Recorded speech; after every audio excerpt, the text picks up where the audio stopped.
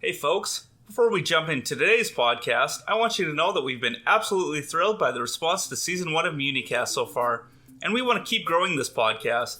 So if you have any ideas for people you'd like to see on Season 2 of MuniCast, send Sarah McMillan an email at communications@suma.org and let us know. And now, on to the show. As an educator, when I came to council, I recognized very quickly I've got a big learning curve here, and I have to find some ways to get there. Live from the SUMA office, this is MuniCast, the municipal podcast that tackles the topics you need to know, and I'm your host, Sean Wiscar. This podcast is brought to you by SaskTel's innovation and collaboration team. SaskTel can help you sort through the noise to create solutions that add value quickly. Whether it's reducing your environmental footprint, driving investment, community development, or just saving money, contact your SaskTel account manager to find out more.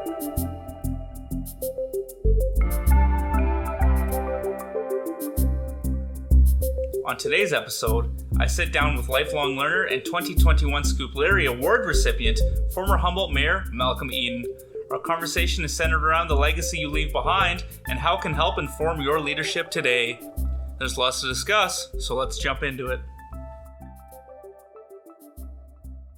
So Malcolm, I want to thank you for sitting down with me. It's really a pleasure to have you here, and there's going to be a lot of good conversation today that I think is going to come out of this. I think it's really valuable that we have the opportunity to educate our members and provide some really good insight into the knowledge of kind of giants in the community, such as yourself. You leave a really admirable legacy in the community of Humboldt, and it's definitely one to be admired.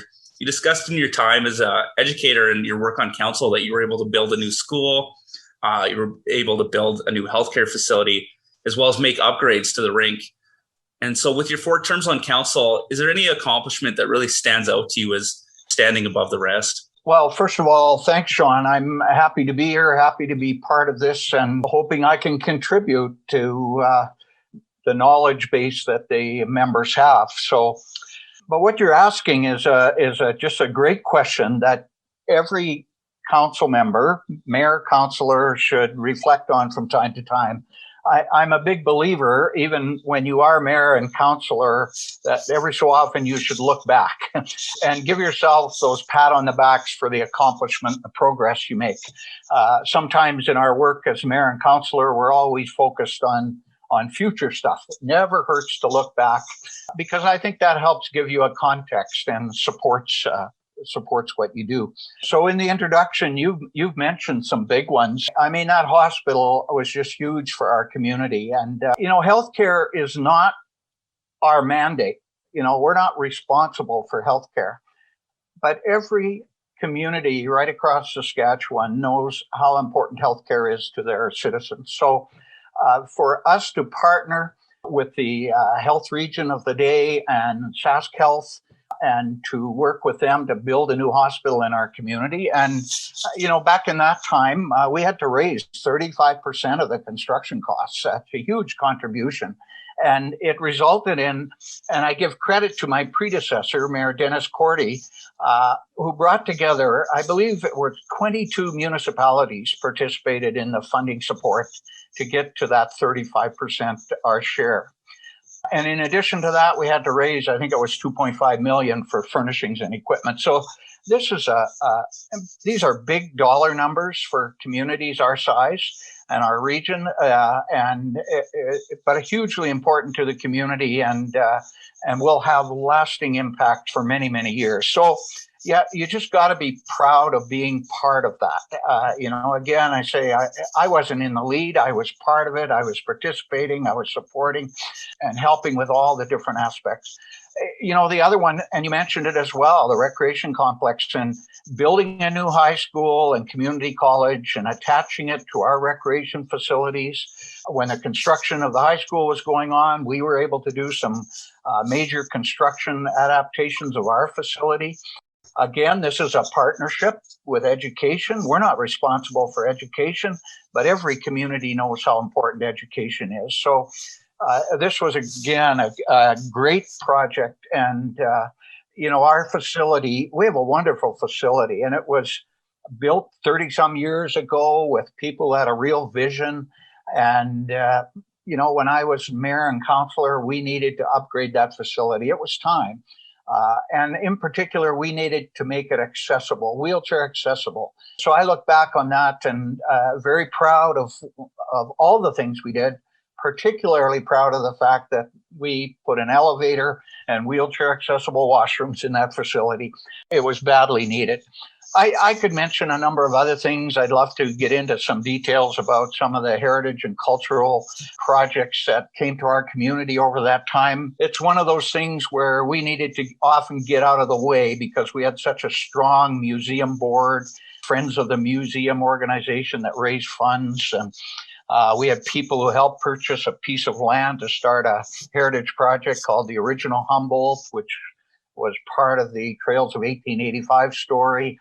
We converted the old Bank of Commerce building on the corner of Main Street into an art gallery, Humboldt District Art Gallery. So those are some of the really key things that come to mind immediately. And I could also talk about some water and sewer projects, but they're underground and you don't see those very much. So we did lots of that kind of work too.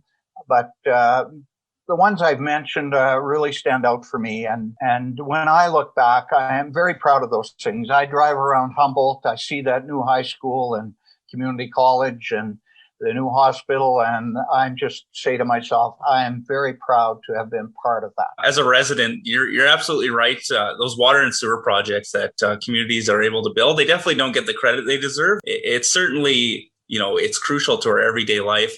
Something I just want to touch on, and I really appreciated, you talked about it in the webinar that you did with us back in May, the wheelchair accessibility piece to the new arena, just, offering people that dignity of not having to go search someone out and then have everyone stare at them while they go up the elevator. That's crucial to a community. And, it shows a level of understanding, accessibility, and it puts people back into a space where they can be dignified, no matter who they are. Or what challenges they may face. So I really appreciate that. And, I just want to comment that I like that you kind of bring up that it was partnerships that were able to accomplish everything in your community. You've kind of touched on this in some of your comments already. You did a lot of relationship building, and whether it be with federal partners, provincial partners, or even just surrounding communities and RMs, that relationship building piece is crucial to being a successful municipality. You talked about building a new healthcare facility and going down that road of working with the province. So what's the key to success in a relationship building? How do you manage those relationships when, there's so many different people at stake and there may be differing opinions on how to proceed? A great question. And it's a challenge, I think, that every municipal council faces. And I look back on some successes, yes. But I also look back and on some disappointments. I don't mean disappointing in others. I'm disappointed in myself. I look back at some missed opportunities, maybe not spending enough time on certain types of connections. But to answer your question, get to the answer, here's the thing. You've got to get together. You've got to meet. You've got to communicate. You've got to discuss. And, to talk about municipalities, for example, being part of the Mid-Sask Municipal Alliance was a great experience for me. Humboldt's the biggest center, but we didn't have to be in charge. We didn't have to be the big leader, or there were some great leaders in that group and still are, so sometimes you have to follow and be a supporter. But I think one of the keys is bringing people together all the time. If it's your business community, bring them together. If it's your seniors group, bring them together. If it's the municipalities in your area, come together. As part of our growth planning in Humboldt, we initiated a couple of regional planning meetings. And we got some sponsorship from the province. We got some financial support from a couple of different places. And we brought municipalities in the area and community members and businesses and government officials. People like Keith Comstock came up to Humboldt and sat in on some of those sessions we had.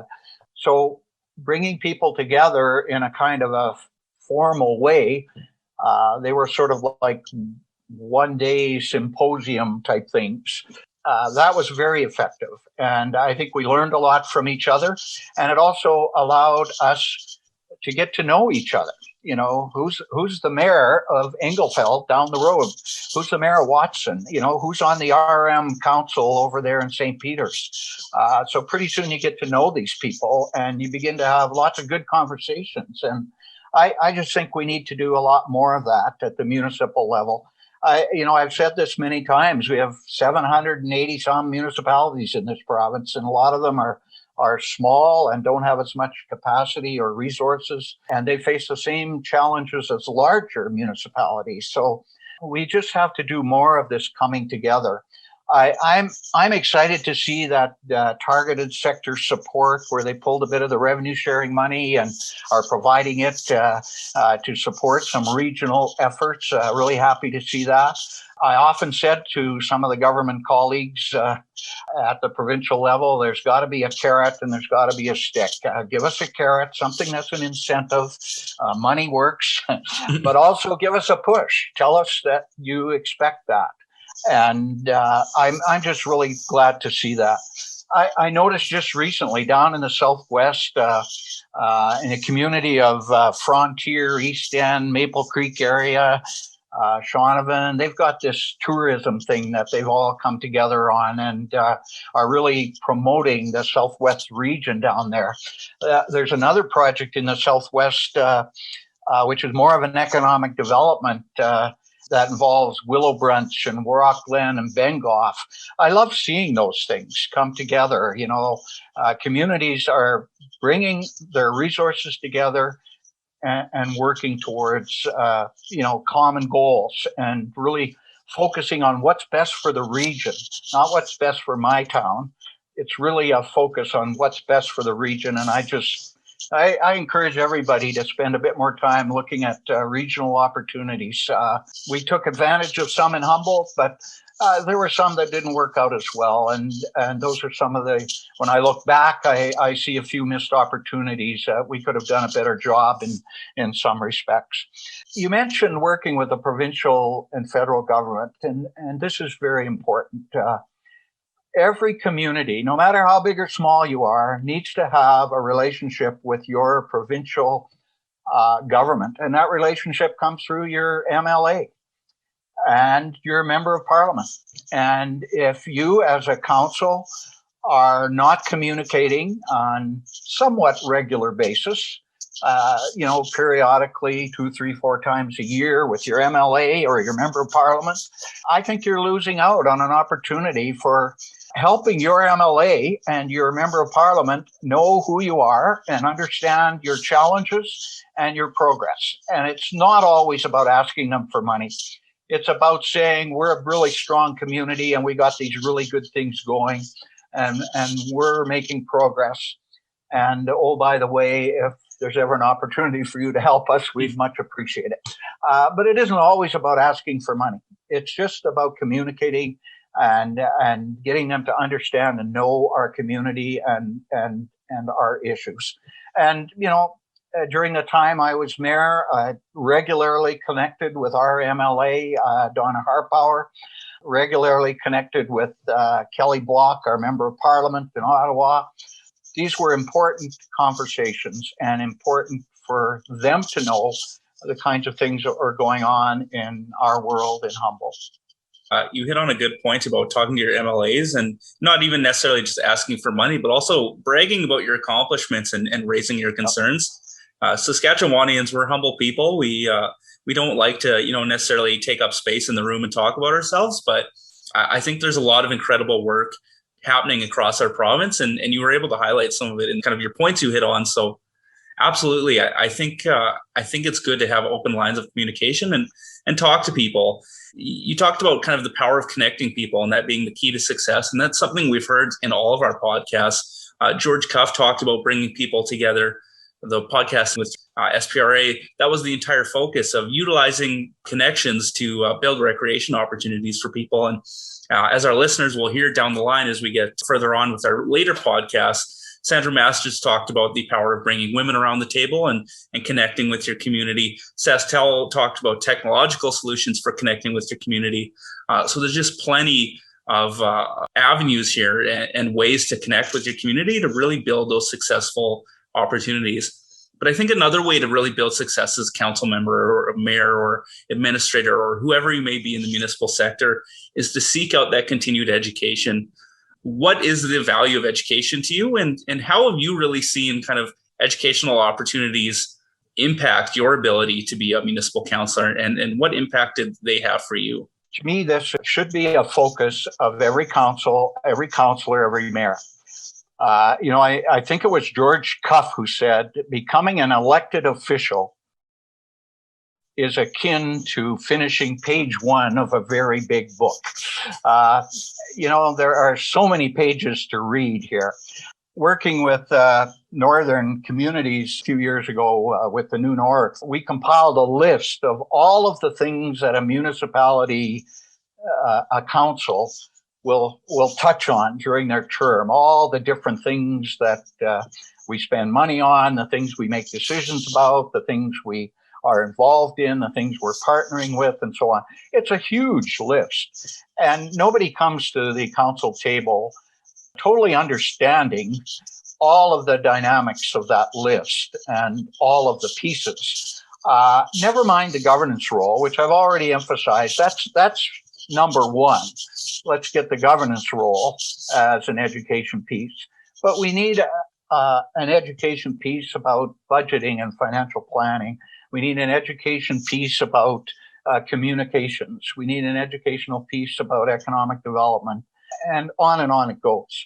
So to me, absolutely important. I just think every councillor can probably identify 2 or 3 areas that they maybe don't feel as comfortable with or as well versed in. I used to encourage my council, go to the conventions. That's number one. You're a member of this association. The conventions are outstanding learning opportunities, not only through the sessions, but through the networking and the trade show. Tremendous learning opportunity. So if your council isn't going to conventions and participating, they're missing out on an important learning opportunity. The webinar series that you're working on and the various other sessions that I see coming through, just a wonderful steps forward here. The variety and the topics are just amazing, and I think they're really going to improve the ability of councils in their decision making. In order to make good decisions, you got to have good information, which means good background, good knowledge. You've got to really understand what you're dealing with. So I just think you guys are doing a great job. There are many opportunities out there. There's organizations to be part of, like CEDA, Saskatchewan Economic Development Alliance. There's all kinds of opportunities to learn. And I think it should be an ongoing sort of a part of every councillor's plan over the time of their term, that they're going to participate in a number of things. And I always say in the sessions I do for the MLDP program, this is not a nice have, this is a must have. This is not an expense, this is an investment. I mean, who in your community does not want to have a well-educated and well-trained council? That doesn't mean council members have to be experts. You just have to have that broad, big picture understanding. I often said to people, I know way more about sewer systems than I ever wanted to in my time in council. But those are important things, to have some basic understanding of how sewer systems and lift stations, and what are the impacts of all of that. When they don't work, you get up in the morning, you turn the water on and wash your face, brush your teeth, and then pretty soon you're flushing toilets. You need to understand that water works in the sewer system. So lots to learn, both at the council level as well as the big picture level around the policies and the impact of provincial and federal policies and regulations on our municipality. So much to learn. I was constantly learning. There were things I learned in the last week I was mayor that I wish I had known in the first week I was mayor. And the other thing I would add to that is you also have to learn about your community and who lives in your community, what are the organizations, what are the groups, what are the issues. Sometimes we don't have a full understanding of what all those issues are out there. So it's important to the education piece. I can't stress enough. It was something as an educator, when I came to council, I recognized very quickly I've got a big learning curve here, and I have to find some ways to get there. Well, Malcolm, you're not only a lifelong learner, but you're certainly a lifelong teacher, and we hope that this podcast is going to stand the test of time and allow people to kind of continue to come back to it and learn a lot. I certainly learned a lot from our conversation today, and I just want to give you another big thank you for joining me on the podcast, participating in our webinars, and I'm sure this won't be the last time that municipalities of Saskatchewan and Malcolm Eaton team up for the betterment of councillors across the province. Thank you, Sean. Always happy to help. And I just want to acknowledge all of the folks out there who are our mayors and councillors in our hometowns right across the province here. I know the important work you do, and there's a whole bunch of people out there that are supporting you. So good luck with your work. Thank you very much. Well, that brings us to the end of my conversation with Malcolm Eaton and episode 3 of MuniCast. Don't forget, MuniCast episode 4, Building Smart Communities with SaskTel, launches August 11th. And if you missed the previous 2 episodes, you can catch them right now on Spotify, Google, Apple, or anywhere you get your podcasts. And now, here's a sneak preview of our next episode with SaskTel. What's neat is we're living in an era where technology is no longer a barrier. You can just assume that technology can do anything.